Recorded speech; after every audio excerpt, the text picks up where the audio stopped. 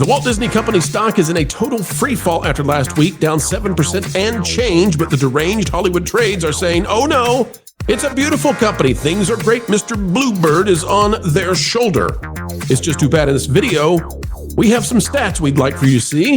And guess what, folks? It could be a nightmare 2026 for Disney.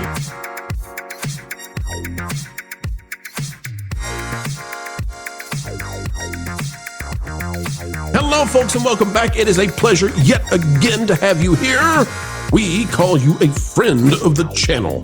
Click the like button, and we need to remind you that we are not your financial advisor. If you need any kind of help with your finances, find an investor professional who is reputable and certified in your area. But folks, what I can do is I can look at this and say the year to date, factually, Disney is down 4.53%. If you've been holding on to Disney this year, you're down. What about the one-year calendar? You're down 6.82%. What about if you've been holding Disney stock for the past 5 years? Well, folks, if you've been holding Disney stock for the past 5 years, you are down 25%. Now, I am recording this before the bell, so if you're watching this later on a Monday, folks, we released this before the bell was rang for the market to come back up, and so 25% is where Disney is at the time of recording. 25% down, and it's going to get worse. It's going to get much worse. Now, how do I know that? Well, there is a bit of speculation there, but the idea is that we're about to be into the Bob Chapek years. Back here is where Bob Chapek was the CEO of Disney. He got hosed. He got tossed out because he wanted to moderate the company politically. And this is what Bob Iger is going to be compared to in his final year as CEO, which begins this week. Fun that, eh? The Hollywood trades are full-blown, total get into defense mode for Disney. And get ready, because in just a minute, I'm going to show you some stats that should absolutely scare the pants or the pantsuits off the executives at the C-suite of Disney.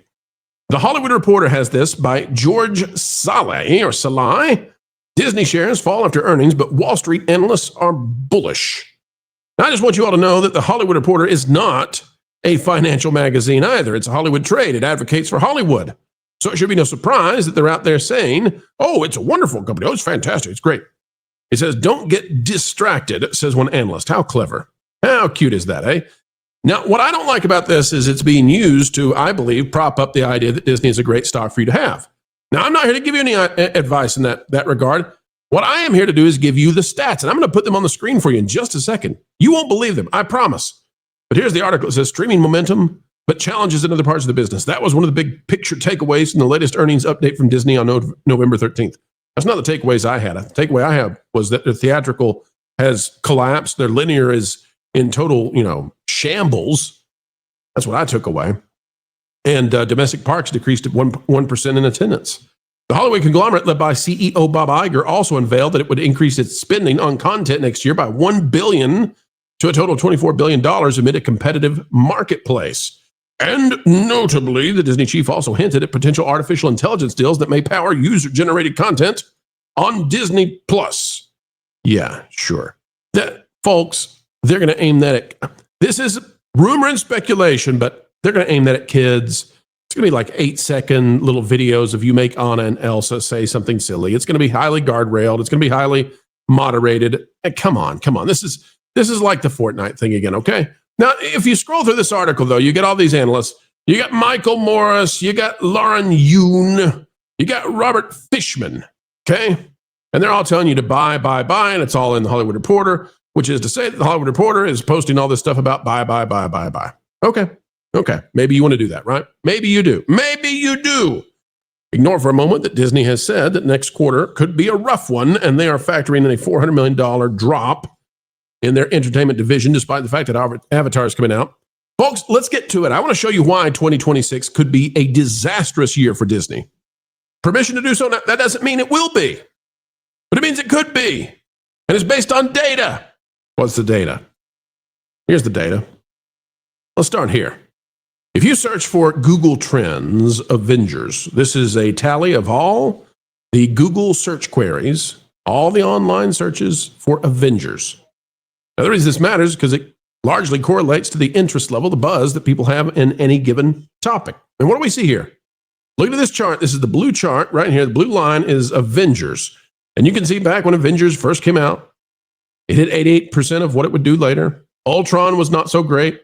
See how it correlates? I mean, you can follow this, right? And by golly, when we got to Endgame, wowza, what a spike. But what you need to see is in the lead up to the Avengers, every one of these Avengers, in the lead up, you had this gradual increase and sometimes significant increase as you got towards those releases. Okay? What about right now? Okay, because we got an Avengers movie coming out next year, right? And so you should see these little spikes as the trailers come out. Oh, whoa, we're so excited because the trailer. Nothing. Nothing, folks. It's measuring November. It's measuring November, 4%. Nobody's talking about this. Nobody's searching for it. Nobody is looking to see what's the latest, scoop. What's the latest rumor? Nobody cares. Nobody is searching for Avengers. Why does that matter? It's the only Marvel movie that matters truly. Spider-Man is a Sony thing. So Spider-Man's going to come out next year. It's going to be a Sony thing. Yeah, I know Marvel and Disney are tied at the hip with Sony on that, but I'm telling you, the game in town is the Avengers because I believe they're going to turn that into a trilogy. And they've got to do something. How bad is it? Take a look at the MCU. As a search term for the MCU, we can see, again, May of 2018, May of 2019. You've got, let's see if we can get it right there on it. Can't wait. Yeah, August of 2019. You can see all of these, like when you have these huge releases, this huge spike. And even through 2021, people were still interested, even if things were not going their way. The Spider-Man movie. I mean, No Way Home, people loved it. It was fantastic. Look what's happened, folks, since 2022. Since Doctor Strange. Look what's happened. The spikes no longer go anywhere close to what they were, right? And the lows are down back to where we were in the lows for, 2018, 2019. Things are sinking down. This is not where you want to be. The highs are not matching where we were. And it's currently dropping right now, just dropping. And why does that matter? Because Marvel was the golden goose. It's one of the biggest things that Disney has. What about Star Wars? You want to see something terrifying? Look at this, folks. Right in here, okay, from about 2005 all the way up until Disney did something in 2014. You know what they did, right? They bought it. Largely dormant, cartoons, right? But largely dormant. And it was pulling something like 8, 7, 10% of what was happening under The Force Awakens. Okay, this is The Force Awakens when it came out.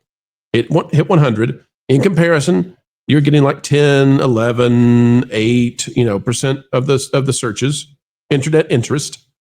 What's happening today? Okay, now this is a franchise that Disney is allegedly pumping all kinds of effort into. What's happening today? Well, when something comes out, it does get a tiny little peak. I mean, so that would be May 2024. That would be Ahsoka, right? This would be the Acolyte, I suppose.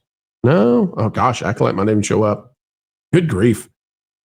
These numbers, when there's nothing, okay, when you don't get the little spike from something coming out, and these are not great spikes. When you don't have those spikes happening, folks, look at this. 11%, 10%, 9%, 8%. 12%. Do you see what I'm aiming at here? Go back. This is the same as when the franchise was largely dormant. This has baselined back down to where it was before Disney bought it as a dormant franchise that basically had a cartoon. And that was it. So if you say to me, hey, pro, analysts are excited about Disney. I say, whoa, maybe they are. I'll tell you this, you're going to get Zootopia too in just a few weeks. And I bet it's going to do a lot of money. I bet it's going to break $1 billion, and I bet the headlines are going to say, Disney's back, baby. I'm here to warn you, not financially, but in terms of anticipation, expectation for what Disney can do next year, Bob Iger's in for a difficult time. The chickens are coming home to roost. We're going to find out just how badly damaged Star Wars is with the Mandalorian Grogu. There's nothing else Star Wars happening, right? And we're going to find out just how badly damaged Marvel is. And here's the other thing to watch. Here's the other thing to pay attention to. If the boy brands fall, the girl brands have been what Disney has claimed they're still okay. If K-pop Demon Hunters starts just dominating Frozen in merchandise, because Netflix has been slow to get the merch out. They have their excuses, but if K-pop Demon Hunters and some of these other girl franchises that are coming out, if Princess Peach in April, okay, and Rosalina and probably Daisy, if the Super Mario princesses start taking up merch space where the Disney princesses were, look out. Because what I just showed you is without a doubt, I mean, statistically, based on Google, based on internet searches, the boy brands are damaged like you can't believe. I think Marvel could be revived, but it's almost to the point of a restart. The problem with Star Wars is they're not willing to restart it, and it's irrecoverable, and you just can't bring it back. They've damaged their legacy characters so badly you can't bring it back. So this is all to say, Disney is 1/3 sports, 1/3 theme park, and 1/3 entertainment. The entertainment, though, drives the interest in the theme parks because of the flywheel concept. And ESPN just got absolutely doubled over by YouTube, which now, based on that negotiation and finishing that off, YouTube will get all of the special ESPN app content going to them. So I'm sorry, but 2026 looks like a tough time for Bob Iger, and he might be in quite the hurry to get out of Dodge and hand it off to some other CEO. I think we've seen this before. It's deja vu Disney all over again. All right, folks, that is the video for this morning, and we've got more great content on the way. Boy, we've got a big one this afternoon. Folks, help us out. Things have been kind of strange here on YouTube for a lot of channels. Some wacky stuff going on, and we hope YouTube gets it cleaned up. But the way that you can help us keep on moving up is click the like button, share, subscribe, click it, stick it to the algorithms. It is the notification bell. Drop a comment down below. Let us know your thoughts. And until the next time, we have the joy, the pleasure, the privilege, and the responsibility of spending time with you. Keep learning, keep growing, and as always, keep having fun.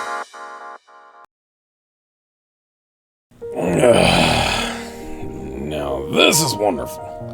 No interruptions, just relax radio on Prelude Pro Radio. I'm so happy WDW Pro and his pals are making this kind of stuff on YouTube.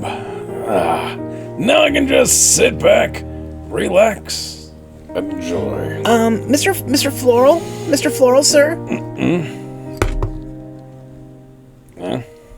Yeah, Coco? Well, I just noticed that you're doing a WDW Pro bumper ad on the end of the video.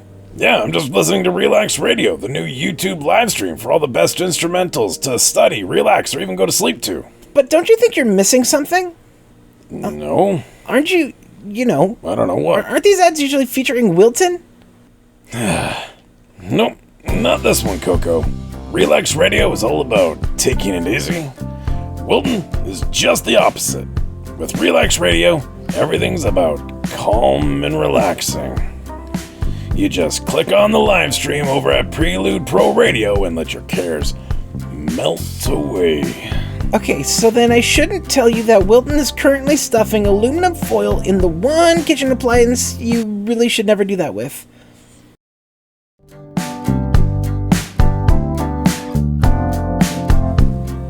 Wow.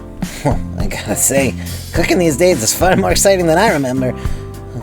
That goldfish, though, never want to see that again. Whoa. Well,